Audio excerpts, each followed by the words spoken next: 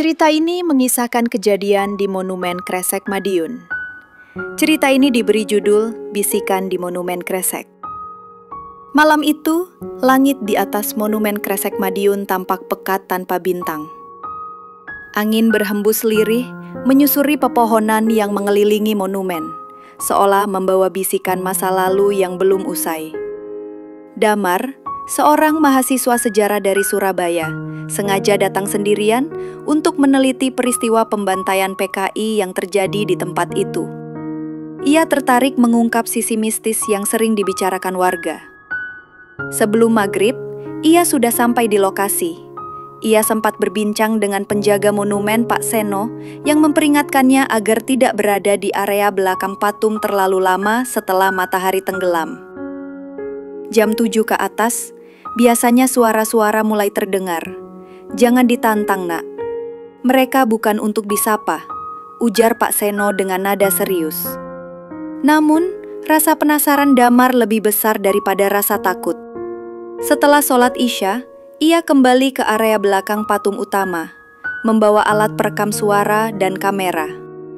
Ia duduk di salah satu bangku beton yang menghadap langsung ke arah relief tembok berdarah yang menggambarkan tragedi pembantaian.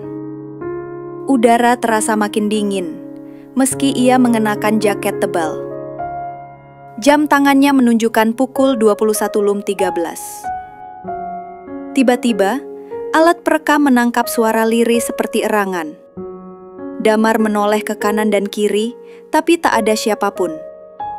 Ia melihat sekelebat bayangan hitam melintas di depan patung. Sangat cepat, hampir tak terlihat jelas. Jantungnya mulai berdegup cepat, tapi ia tetap menyalakan kamera dan merekam ke arah suara itu datang. Lalu, terdengar suara seperti langkah kaki, namun tidak seperti langkah biasa. Suaranya berat dan menyeret, seperti seseorang berjalan dengan kaki terikat. Damar berdiri, mencoba mencari sumber suara. Dari balik patung, sesosok bayangan muncul. Seorang lelaki berpakaian lusuh dengan luka menganga di kepala. Berjalan tertatih menghampirinya, matanya kosong penuh darah. Seketika lampu taman padam, gelap gulita. Dalam kegelapan, terdengar puluhan suara lirih memanggil, "Tolong, tolong kami, masih di sini." Lalu suara wanita menangis terisak, sangat dekat di telinganya, padahal tak ada siapapun. Damar terdiam membeku, kakinya berat untuk digerakkan. Tangan kanannya meraba-raba kamera, tapi saat menyalakan kembali lampunya, wajah-wajah berdarah memenuhi lensa. Mereka mengelilinginya. Wajah yang menyentuhnya perlahan mendekat, menampakkan detail yang membuat darahnya beku. Setengah tengkorak terbuka, mata hanya sebelah, dan dari mulutnya mengalir darah hitam pekat. Sosok itu berkata lirih, "Kau bisa mendengar kami. Tolong, ceritakan." Tiba-tiba, semua wajah itu lenyap. Sekeliling menjadi hening. Hanya suara jangkrik malam yang menggema samar. Damar tersentak mundur, menatap kamera yang kini tergeletak di tanah. Layarnya retak, namun tetap menyala. Ia mengambilnya dengan tangan gemetar, dan ketika memutar ulang rekaman, terdengar suara-suara lain yang tak ia dengar sebelumnya secara langsung. Jangan percaya mereka. Mereka bukan korban. Mereka penunggu. Dia sudah datang. Dia bisa melihat kita. Lalu terdengar suara tawa, panjang, nyaring, dan teramat menyeramkan, seperti berasal dari tenggorokan yang terbakar. Dalam layar yang buram, muncul siluet hitam berambut panjang berdiri di belakang Damar. Padahal saat merekam, ia yakin tak ada siapapun di sana. Damar berlari, Kakinya seolah berat namun ia paksakan. Nafasnya terengah.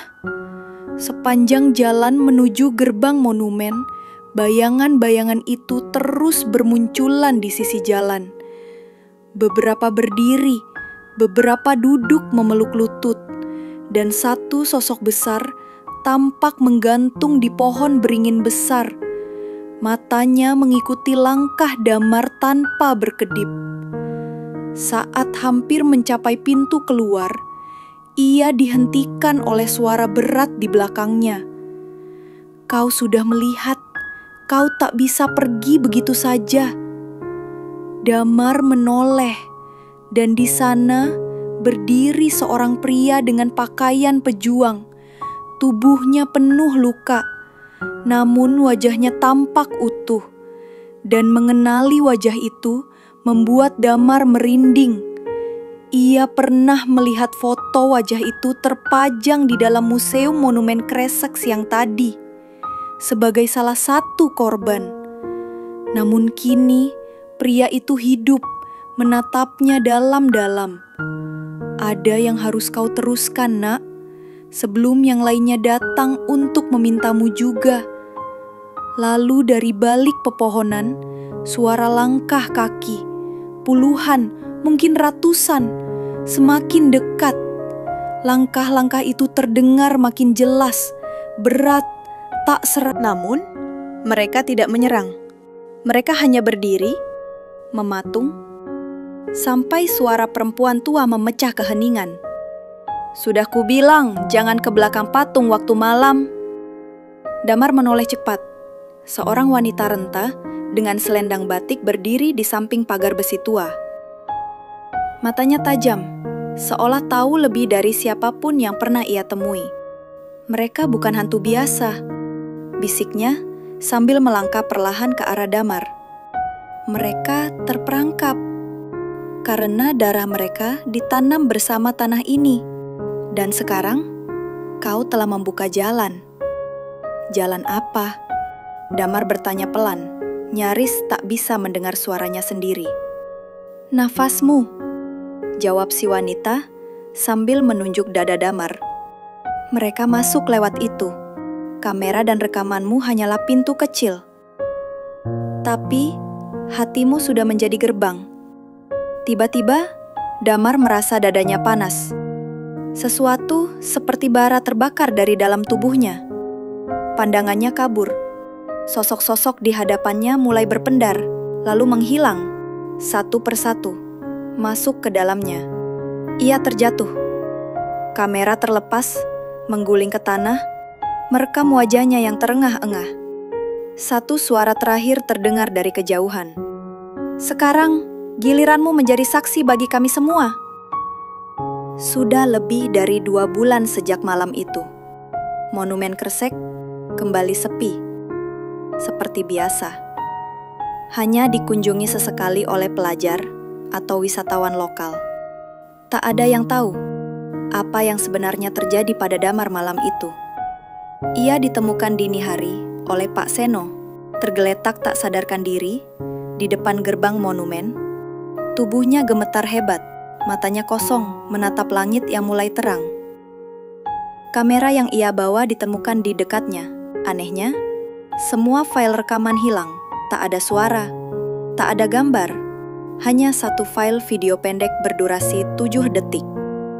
Wajah Damar yang menatap lensa dengan tatapan kosong, mulutnya bergerak seperti berbisik, tapi tak ada suara. Sejak kejadian itu, Damar berubah.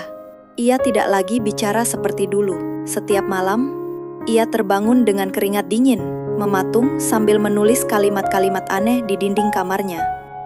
Kami belum selesai. Kisah ini harus disampaikan. Mereka masih menunggu. Ibunya membawa Damar ke berbagai tempat, dari rumah sakit ke dukun, tapi tak ada yang benar-benar bisa menjelaskan apa yang merasukinya. Namun satu hal pasti, setiap kali ia melewati cermin, Damar selalu menoleh cepat, seolah ada lebih dari satu bayangan di sana. Dan malam-malam tertentu, ketika bulan tak tampak dan angin membawa aroma tanah basah, dari kamarnya kadang terdengar suara ratusan langkah kaki, menyeret perlahan, mendekat. Dan Damar saat ini sudah pasrah dengan apa yang sudah terjadi. Sehingga ia semakin religius, meskipun kejadian-kejadian aneh seringkali menghampirinya